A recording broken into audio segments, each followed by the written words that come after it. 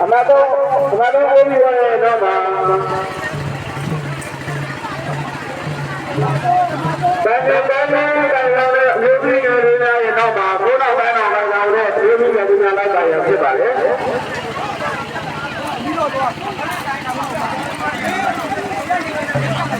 ဒါကခြေလို့ကသာသနာလည်းကောင်တဲ့လူကြီးများသာသနာလည်းကောင်တဲ့လူကြီးများတို့နောက်မှာဘာသာလည်းကောင်တဲ့လူကြီးတွေပြန်လိုက်တာရဖြစ်ပါလေလူငယ်တွေရဲ့နောက်မှာဘယ်လိုမျိုးတွေလူကြီးများလိုက်တာရဖြစ်ပါလေဘယ်လိုမျိုးတွေနောက်မှာ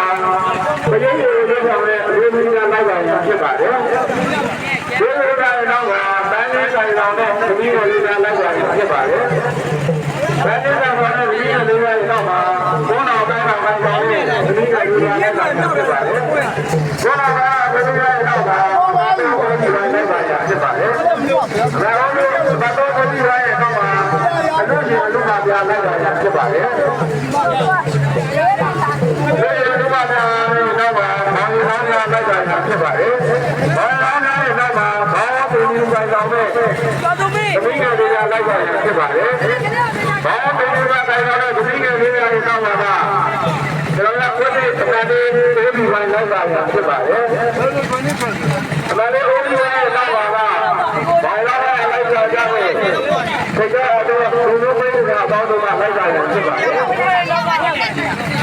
ကတော့တို့ကအမှတ်6ဒုက္ခဝိုင်းလိုက်ကြရဖြစ်ပါတယ်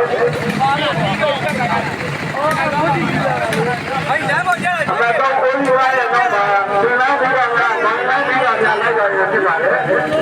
ဘာလာဒီလိုလာတော့ဘာလာလိုက်ကြရဖြစ်ပါတယ်။ဆက်ကြပါမ။ဘာလာ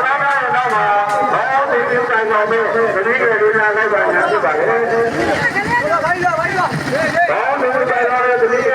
လာတော့အမှန်လေးအိုးကြီးလိုက်ကြရဖြစ်ပါတယ်။အမှန်လေးအိုးကြီးလိုက်တော့ဘာလာလိုက်ကြရတယ်ဒီလိုလိုလာလိုက်ကြရဖြစ်ပါတယ်။ဒီမှာတော့ကအမှတ်6ဒုက္ခဝိုင်းလိုက်ပါရင်ဖြစ်ပါလေ